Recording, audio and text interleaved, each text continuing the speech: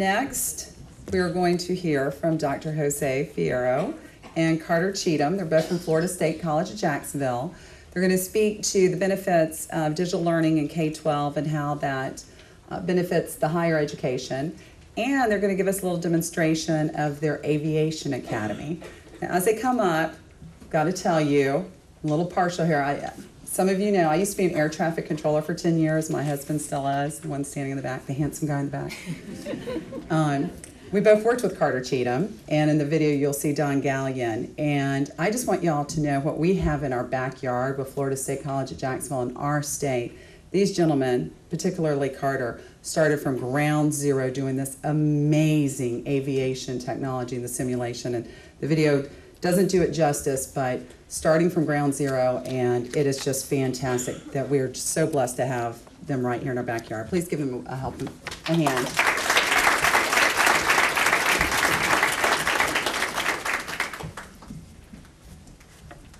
So they can land in the proper direction. And number two, you have to clear them to land. Now, if the aircraft is already flying toward your airport in the direction they're going to land, line up with the runway, not a big problem. That's pretty easy. However, if they're coming from the opposite direction, it's a little more complicated. You have to tell them how to enter a traffic pattern to line them up with the runway. The way you do this is you tell them to enter a downwind leg. A downwind leg flies opposite the direction of landing with the wind behind you, and you will fly that pattern and make a series of turns to get the line on file. So you would tell the aircraft, enter left downwind, runway 28 left. But before the aircraft gets to the runway, you have to clear them to land. Otherwise, it is not authorized to land on the runway.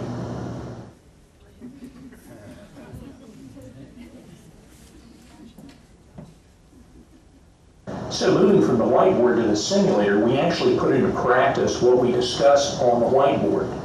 The student interacts with computer voice recognition, so the aircraft actually calls you, you issue commands, the aircraft responds accordingly.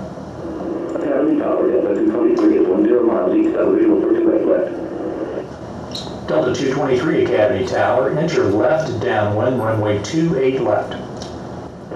Delta 223, roger. Enter left downwind, runway 28 left. So after a couple of minutes, the aircraft has actually positioned himself on a downwind leg.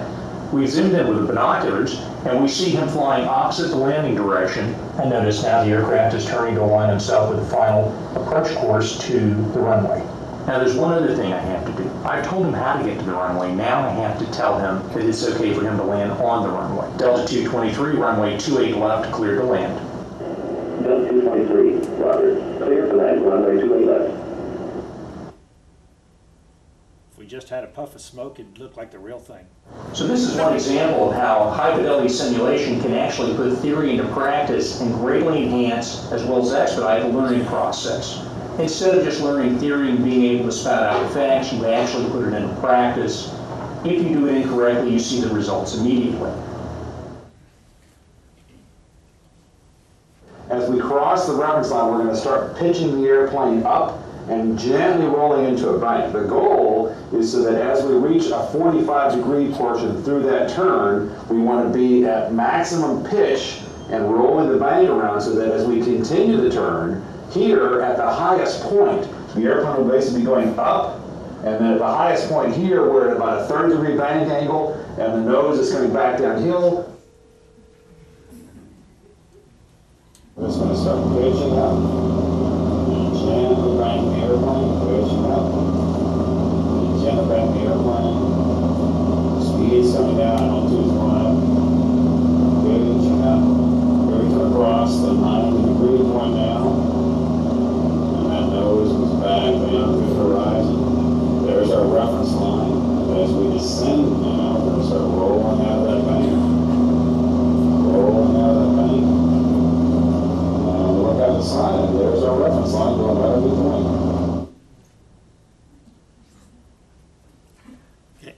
The simulation allows us to do two major things, several others, but the two major things are to take what's learned in the classroom and just start it and actually get it to where it becomes permanent knowledge and much quicker knowledge. One of the things that the controllers have to do in the next class, where they learn radar and non-radar, is to clear an airplane off the ground. And they've had the lesson on this in the classroom, and the first time they have to do it, they're going, let's see, how's United 27, clear to the Atlanta airport, as filed, and by the time they're through the classroom, United 27 clear to the Atlanta airport as filed, climb, maintain 1,000, expect flight level 2350, 10 minutes after departure. And yes, that's the way they talk, and the pilot better listen. They sound like they're in the control room because they've been practicing it very, very similar to what's going on. The other thing that they get from it is that the FAA has opportunities for them in towers, what they call approach control, which works the airspace near the tower, maybe 10 to 15,000 feet up and 40 to 50 miles out, or centers that control between, above and between. And if I ask you, you want to be a controller, which one of these options do you want? You kind of go, well, I don't know. I guess I want to see the airplanes or not. After they've been through the classrooms, they have a pretty good idea of which option they like, which option they might not like. We have had, in the 160 we've gone through, 2 of them go, you know what? I don't want to do this. And that's a good thing to learn before they're a few years into a career also, because they've got a pretty realistic idea of what it is. More often are the students who come in and go, I love this, and they are in the lab. You notice the voice of the pilot on there? That's not another person being the pilot, and we can do that too. But we also have the capability, if one student is in there and wants to practice, we don't have to bring in a cadre of 4 people to make the system run. We can run it with 1, with 2, with 3, with 4, with 5, depending on how we want to set up the computer. So we have a lot of capability to take that environment, and it's not the only thing. You couldn't just walk them into the room and have them go if they've not had some of the prior learning that goes with it in the classroom.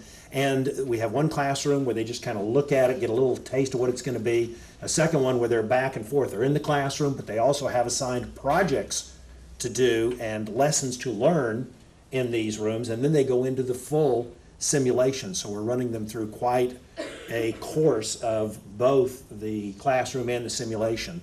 Also, there is online stuff they can get. We use the Blackboard. There are other learning systems that do a good job giving them other information where we can put out videos, we can put out information to go back and say, all right, this is what we were covering in this lesson you just did on how to take airplanes to the runway and get them to land, and go back and read it and go, well, I got this, and what the heck's that? I don't remember that part.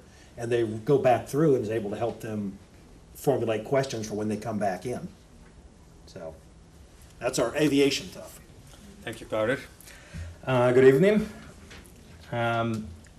Since we have 15 minutes, I was asked to convince you as to why it's important to go digital. So I thought of what to do, and standing here and telling you to go digital isn't very appealing. So I want you to pay attention to everything I'm going to do in the iPad. I'm going to play a very short video. I'm going to cut it short because of time. And that is going to be your answer as to why to go digital. So the first thing you see, this is obviously my personal iPad. You find a lot of work apps and no work-related app, my work email, social media tools, just like anything else. And then we go to iBooks, right? In iBooks, as many of you know, there is an app that is called iBook Author.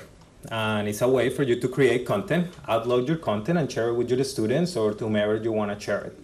So I was traveling to do a keynote at the regional HAPS meeting, Human Anatomy and Physiology meeting, and I was going to deliver a presentation of mobile technologies in the classroom, and I have a lame PowerPoint. And I say lame because the lady sitting in front of me, this college girl, was going across a whole bunch of pictures and videos that she had taken the night before from her going away party. And she was creating this beautiful digital collage that she was going to share with her friends. And there I was trying to go over my presentation to a group of instructors to tell them how to teach digitally in the classroom. And this little girl was flying through this thing. And I was like, yeah, my presentation is lame. So it was about an hour to learn, and my presentation was that evening. So I needed to scrap everything and begin again from scratch. So I decided to use iBook Authors, which is not a presentation tool, but it worked. So this is just basically the actual book. And this is the wrong one, I'm sorry.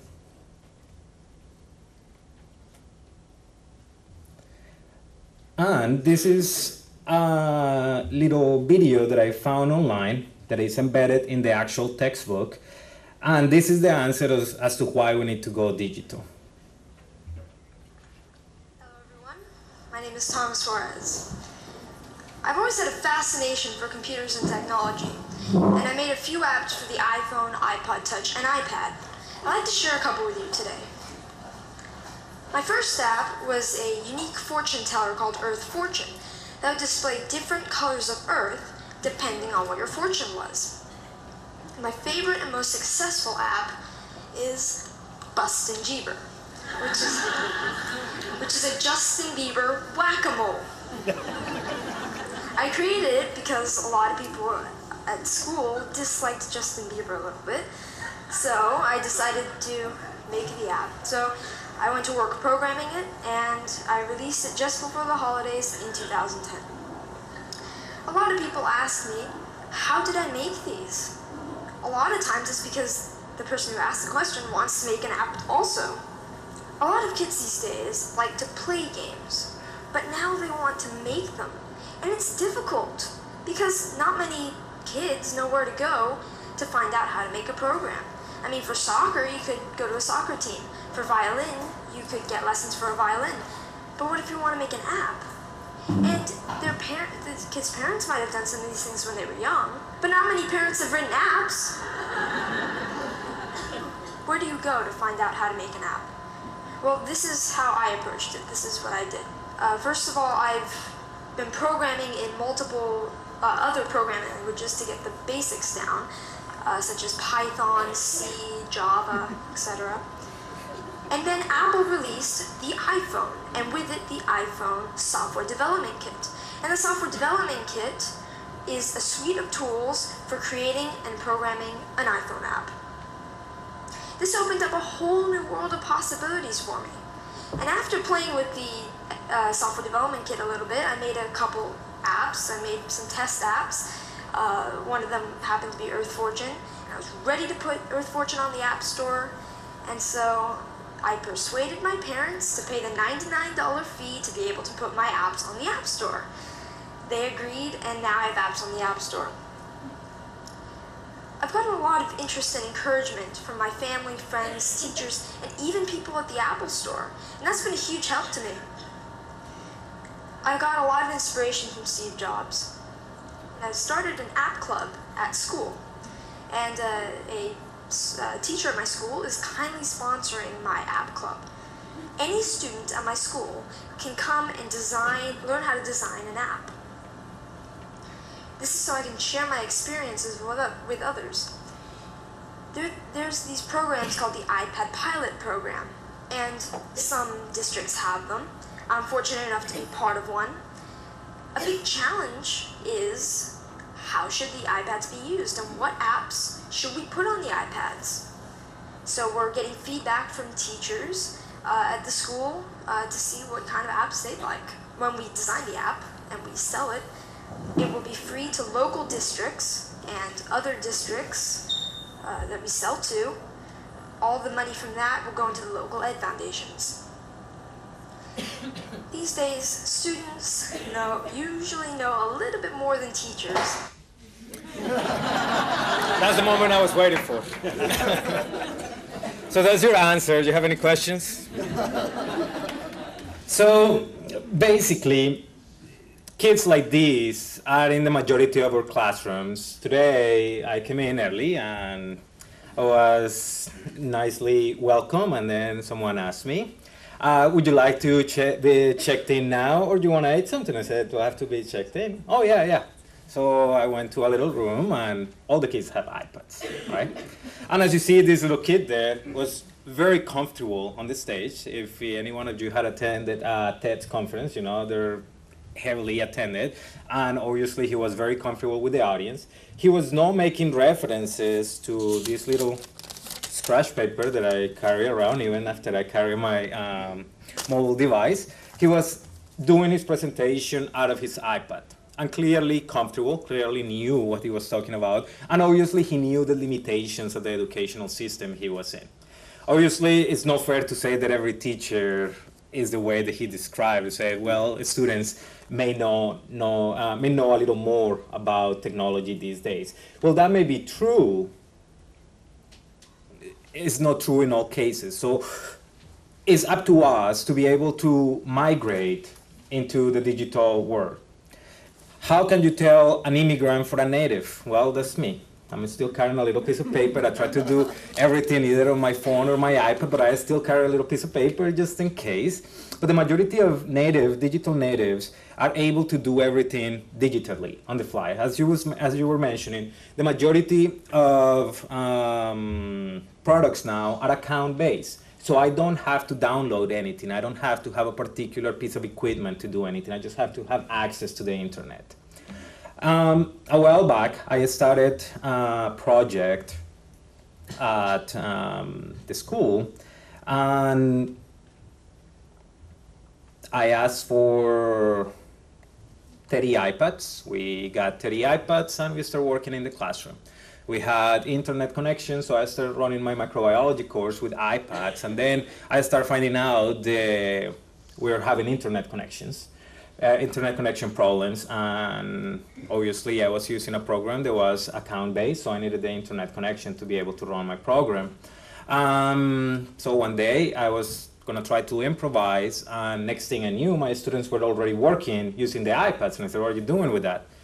Well, what you told us to do. Well, there's not internet connection. Oh yeah, there is. They pulled up their phone, and they were using their hotspots, right? Some of them have their own iPads, and they were 3G enabled. So there was really no limitation. So we need to start thinking is to not worry so much of whether or not I have the devices in the classroom, but as to how can we utilize the devices, the technology and the expertise that the students are bringing into the classroom. So obviously that will make it a lot more efficient for us to move to the digital world. Now, there is something that I want to show you here, and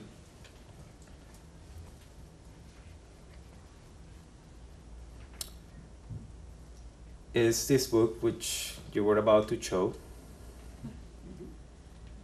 And this is obviously better than what I was able to do, but obviously this is done professionally. This is a book that is available for free at the iBooks store. And it's a basic introductory biology book. As you can see, it has interactive 3D modeling. The students can manipulate the content, right? They can manipulate the DNA. They can actually bring videos of a particular topic and actually see how it's happening, correct? And you saw the little baby trying to click on a magazine. The majority of our classes still use the magazine. Our students really want to interact with the content. So it's up to us to be able to learn how to use the technology to enhance their learning and to help our students get there. Thank you very much.